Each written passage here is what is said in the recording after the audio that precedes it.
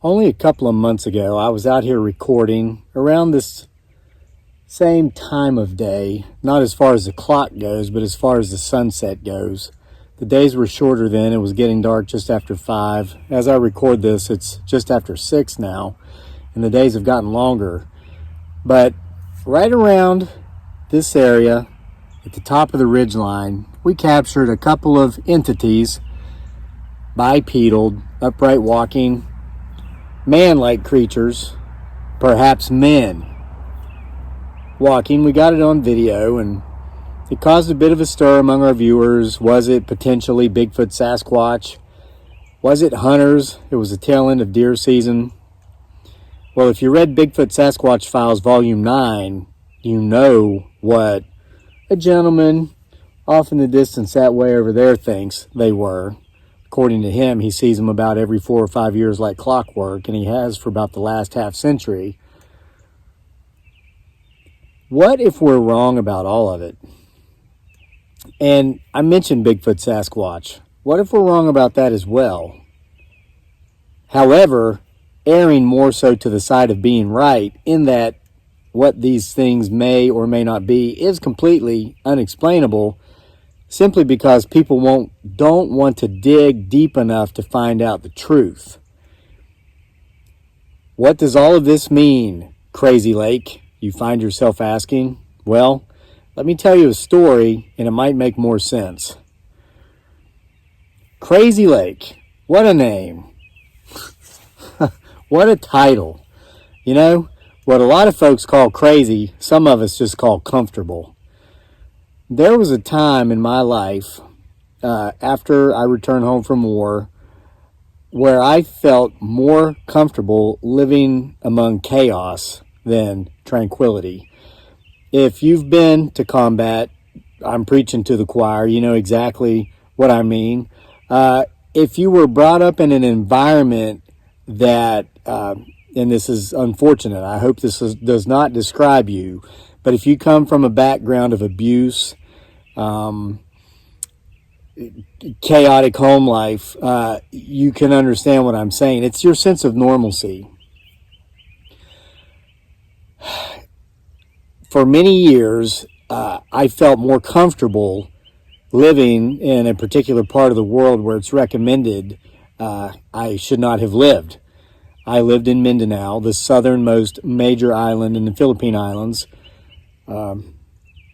Here comes my special preface here that I often say, and I don't say this because of our Filipino audience watching. They'll listen to these stories and they'll go, yep.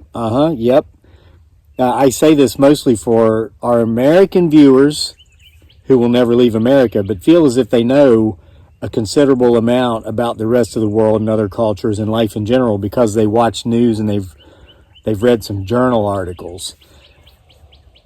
I can only control what I say. I cannot control how you take what I say. The stories I'm about to tell you are mine. I lived them. They are fact.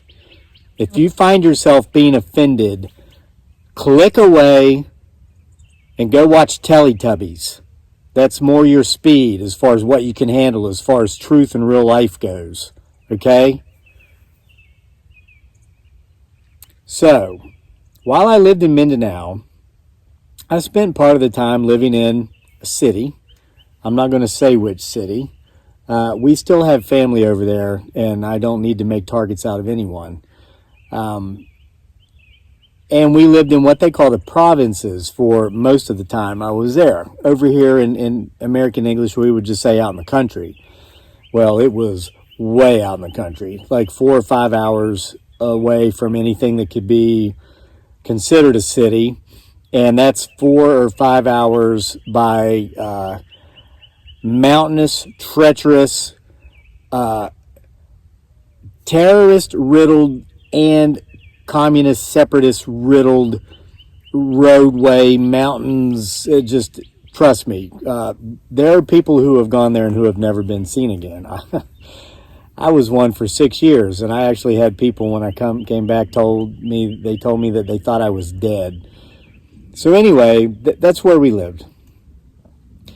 While we were out there, my beautiful bride Dearly, aka Giggly Girl, her grandmother actually had a piece of land that took up a considerable swath of a mountain. Now, it was interesting because the main house we lived in was at sea level. It was on the beach. And at high tide, the surf would actually come up underneath our back deck. It was absolutely beautiful. It was on the Bay of Davao. Where that's a big bay that takes up half the island. And it's a big island. But we could walk up the mountain and get several hundred feet above sea level. It was steep, and her grandmother owned land up here as well, and we used to go up there to do a bit of farming. We would grow some vegetables, and we would harvest vegetables that appeared just in nature in the jungle. Well, up on that mountain, there was a small community of people. They lived in, would you call it a village? No, not really. Just maybe every quarter of a mile or so, you'd come across a hut made out of bamboo. The roof was shingled with the limbs of coconut trees. Very primitive huts. No electricity, no running water whatsoever. The huts measured maybe 8 feet wide by 10 to 12 feet long, and they were just one-room huts. There was a window on both ends, no glass, with just a hole. And, of course, they had bamboo shutters, more would be not so much windows as shutters. They would open them up during the day to allow for a draft, and at night because it was super hot, like 95 degrees during the day, 95% humidity at all times. It was tropical, 7 degrees above the equator. And they were wonderful people. I didn't meet anybody up there that spoke any English. At the time, I barely spoke Visayan, so I could communicate with them a little bit. They actually spoke a local dialect that even my wife didn't understand. It's funny, I had a best friend, and I didn't mean to talk about this, but I had a best friend over there at the time I lived there. His name was Bador. Interesting character. Didn't speak a word of English. I don't even know if he spoke Tagalog. That's a national language, but when you get down in Mindanao, out in the provinces, away from any form of modern civilization, you'll meet folks over there that don't speak Tagalog or Visayan, and you'll actually meet many of them who speak more English than any of that. And that's an interesting story in and of itself. A lot of that has to do with U.S. GIs and English GIs and English draft dodgers who went over there during the Second World War to avoid being drafted and just went and hid out and just never left. And we have a friend whose grandfather fit that description. He was an Englishman, went there to avoid being drafted, spent the rest of his life there, died at 80, and he went over there when he was like 20. Fathered children, had a family. It might have been this girl's great-grandfather, but here she was. They spoke English, that particular family, and that's how the language came into the family. It was such an interesting place, and I learned so much. But let me get to the story. You're here for the creepy, crawly, heebie-jeebie type stuff, not world cultures, history, and socioeconomic stuff. I remember just before dark one evening, we're getting ready to head off the mountain. We never spent the night there. I always wanted to, but Dearly told me it wouldn't be safe. I'm like, these people are wonderful. And she said, I'm not talking about the people you've met. You never know who or what is up here that could be just out of vision, just out of hearing, but has their eyes and ears on you. And well, the U.S. State Department does say, when you get off the plane in Manila, you're a U.S. citizen, do not go to Mindanao. This is where all the kidnappings and beheadings and ransom and all this stuff takes place. But it's stuff outside of this that my wife was warning me about, not just the kidnappers, the radical Islamic jihadists and stuff. She was like, there's stuff up here that you won't find any information about anywhere. So I was like, okay, we're not going to spend the night. But there was a ridgeline, and it was considerably further away than the ridgeline here. This ridgeline is about 300 yards behind me. It would have been like half a mile. I remember seeing figures, much like the figures we caught on camera here a couple of months ago, walking across that ridgeline. And I remember saying, who is that? And I was told by both Dearly and what she could translate for me from the villagers that lived on the mountain. I was told these were the communists. They were out looking for supplies. And I said, what do you mean the communists? And they explained to me about how there was an area, and I won't say the name of this place either because I don't want to make targets out of anybody, that was a considerable distance off. There was a communist separatist stronghold, and they would send out sentries, so to say, to look for villages they could raid, to stock up on supplies because they were holding out in the mountains. And so I thought, okay, so these are communists. They're up there. They're more than half a mile away. But I could tell there was something about them that just wasn't normal. I'll use that word, okay? They were a little more hunched over than most men or women would walk, and they walked with an odd gait. That's the only way I can think of to describe it, okay? But they didn't, of course, they could have been 8 feet tall. I don't know. They were half a mile away, and I had nothing, nobody that I knew up in that area standing there allowing me to judge their size. But that happened a couple of times during the several-month period that we would go up there to horticate, work on the vegetables or whatnot. So I bought that story. That's the story I took. Well, as time would go by, I'd been there for a couple of years, and we used to have this game we'd play. It was called Let's Find the End of the World. And so what we would do is we would leave Daniel, who was a baby at the time, our son. He was like 1 or 2. We'd leave him with Dearly's mother, and we'd jump on we had a little moped that we got around on over there. I was able to purchase one at one point. And if we could afford gas for it, if we had $1 for gas, that was a red letter day.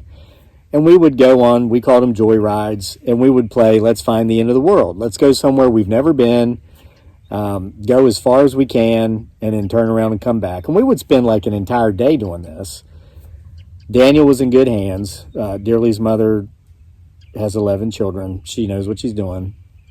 So I said to Dearly one day, I said, let's go to that place where you told me all those communists live. She goes, oh, no, we can't go there. I'm like, why not? She goes, number 1, it's too far. Number 2, it's on top of the highest mountain on this island. I don't think our motor will make it. And number 3, and again, this is just how it is. She says, you're a white foreigner. They might kill you. I'm like, whatever. Remember what I said earlier about crazy to some is just comfortable for some others of us. I was completely comfortable going somewhere where people might try to kill me. Just whatever. So I said, we're going to go. I talked her into it, and I was wearing a pair of shorts. I didn't even have a shirt on, 95 degrees, 95% humidity. And she said, well, you got to get a shirt. I need to get a jacket. I'm like, why? It's like noon. We're going to be back before dark. And she says, it's so high in elevation, it's going to be super cold up there. She'd been there before. I was like, oh, you're crazy. I'm not putting a shirt on. It's too hot for a shirt. And she got like a hoodie. But I didn't get a shirt. I went up there in a T-shirt. It took us about 3 hours to get to the top of this mountain. There were times when I didn't think our motorcycle was going to make it. It was 125 cc's. We went through some water crossings that actually I had to keep the gas gunned because the water level was up to the seat of the bike and you couldn't hear the engine. I just had faith that it was still running, and I kept the gas on like this, and we made it through. We made it to the top, and it was chilly. Now, we still had a couple of hours of daylight left, so it hadn't quite gotten cold yet, but it was chilly. I was getting goosebumps.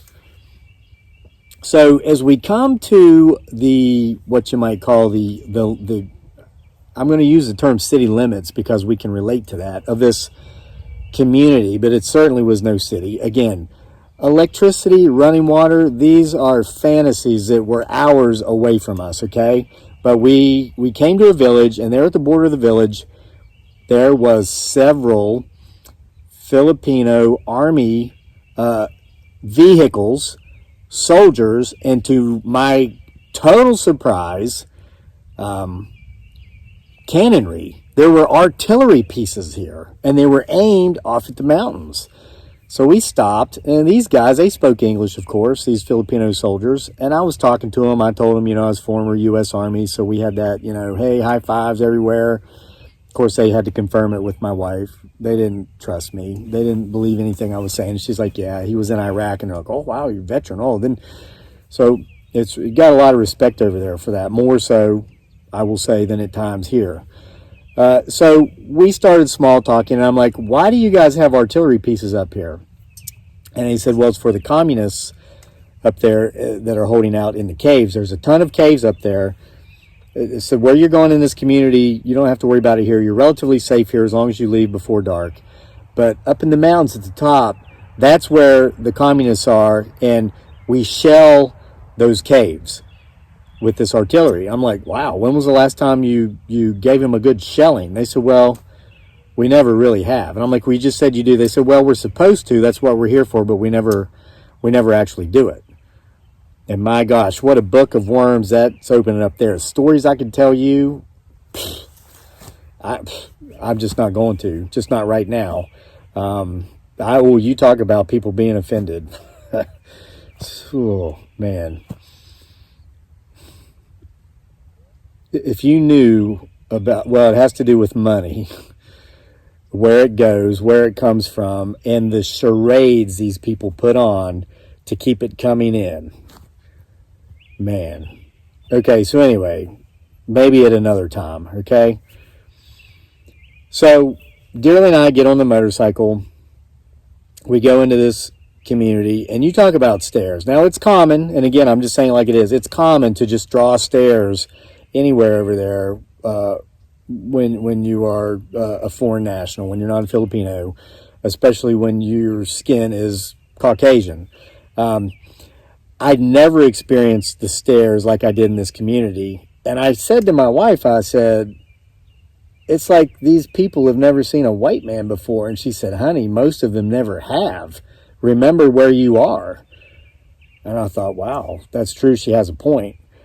So we spent maybe 30 minutes there, and we never got off the motorcycle. She didn't feel safe with us getting off the motorcycle. But I told her, I believe we have indeed found the end of the world. We drove to the far side of this community, and we actually saw people wearing the native dress. Like if you maybe Google native Filipino drummers or dancers, and you see the headgear be very synonymous to our Native American Indians here. We saw that, okay? So we were leaving this community to get off the mountain, and we stopped to say goodbye to these guys in the Army, and they said, look, you've got to do whatever it is you can do to make sure you're off the mountain before dark. It's not safe. And they told me a story about how the supply trucks, they come up in like big, gigantic, enormous dump trucks with chains on the tires, much like in Appalachistan or maybe out west in the Rockies. Folks will put on their tires in the winter to be able to get through the snow passes. These dump trucks do this here, and it's not because of the snow, but it's because of the soft soil and the mud of the road. I mean, this place was nearly insurpassable. And they told me that there are times, a couple of times a year, when these trucks don't get in and out of this place, bringing in basically dump truckloads of rice, other supplies, other necessities for these remote villagers. They're stuck in darkness, and the next day, the drivers of the trucks are found dead, murdered. Never by way of gunshot, though. Always through very primitive means. I don't want to get too graphic. And what has been most confusing is that these trucks are not rated in their entirety. Okay, so if you're thinking communist holdout, trying to support an entire village of communist separatists, you'd think they'd take the entire truck's worth of supplies, but they don't. Whoever would do the killing, and they've never caught the people or the things or the entities or the beings that did the killing, they took just enough to perhaps support a couple or a handful of people for a few days, maybe a couple of weeks at most, basically however much 2 or 3 people could carry. There were never any tire tracks showing that, these dump trucks worth of supplies were ambushed by pickup trucks or even by motorcycles. There were no vehicles showing, that supplies were carried away. It's as if whoever or whatever did the killing, did the raiding of the supplies, did so on foot. They came on foot, they left on foot.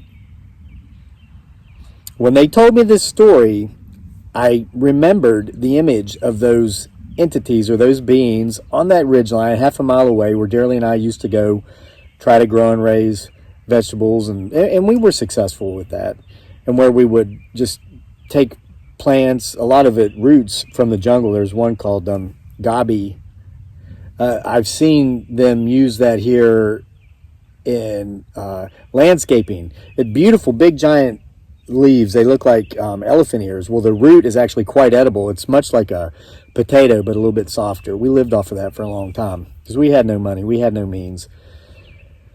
So we're going down the mountain, and I was freezing by this time. What I would call freezing. I mean, I've been in the tropics for a couple of years. I had not been cold for more than 2 years, okay? In the winter, their winter over there gets down to like 85 degrees Fahrenheit.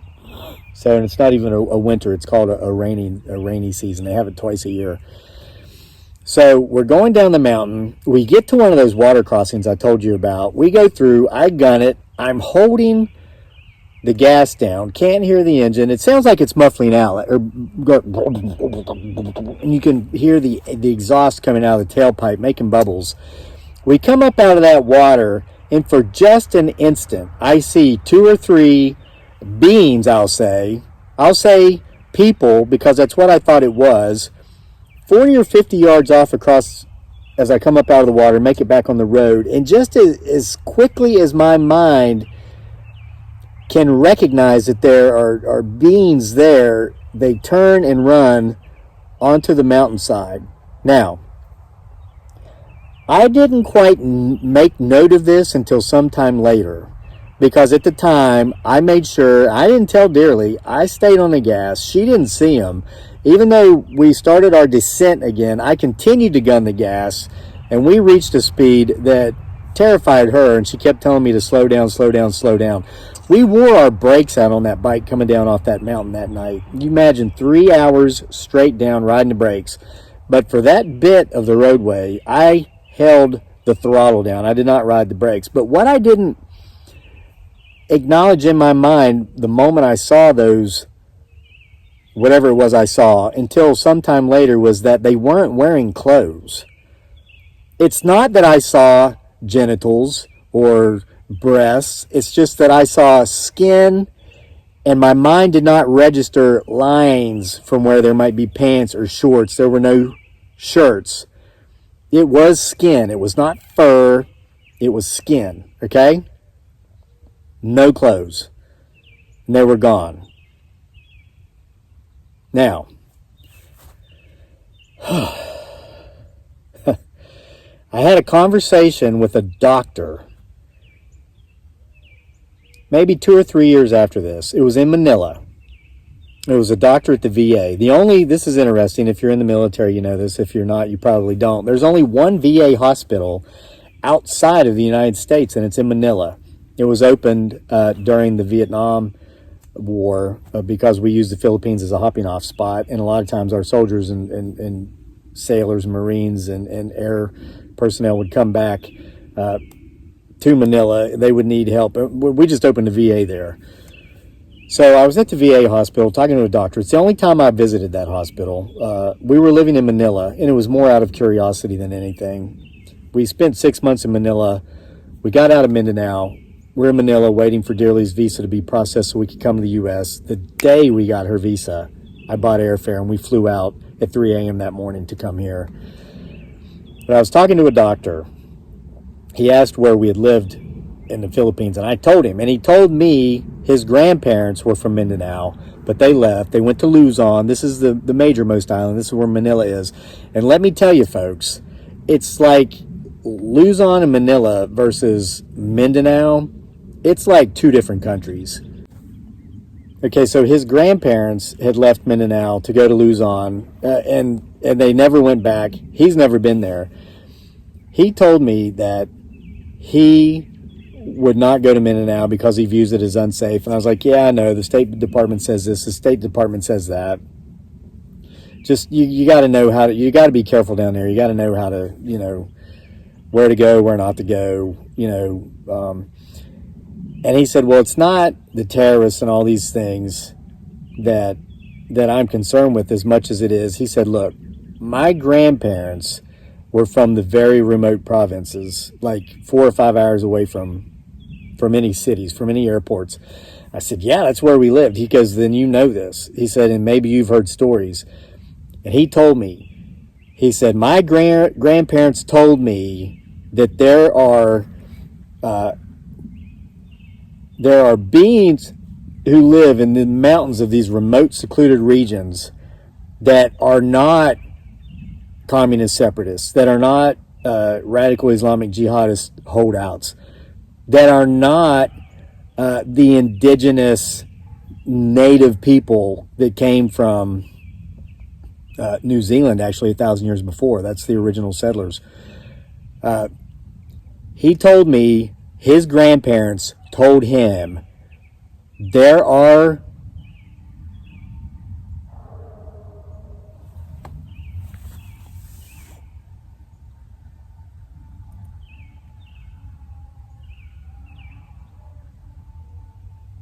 it's as if there are entities that don't want this talked about.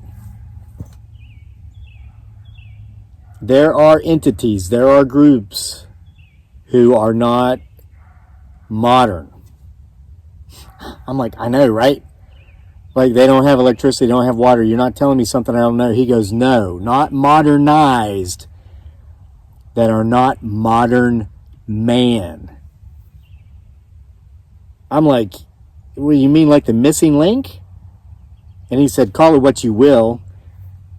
He said, but let's just say my grandparents believed there are beings down there so remote and so left alone and so feared by the locals. They've been labeled communist terrorists, so people stay away. But in fact, they are continuing to catch up to us in evolution.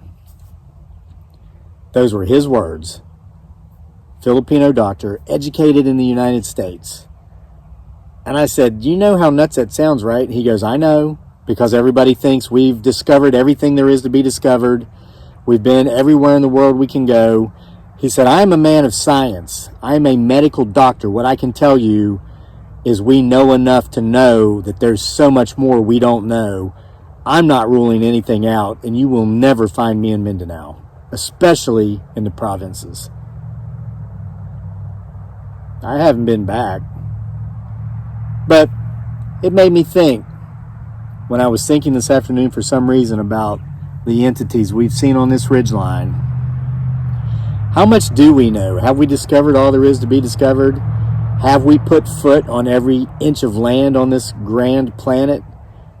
Do we know enough to say that without doubt we know all there is to know? What if we're entirely wrong?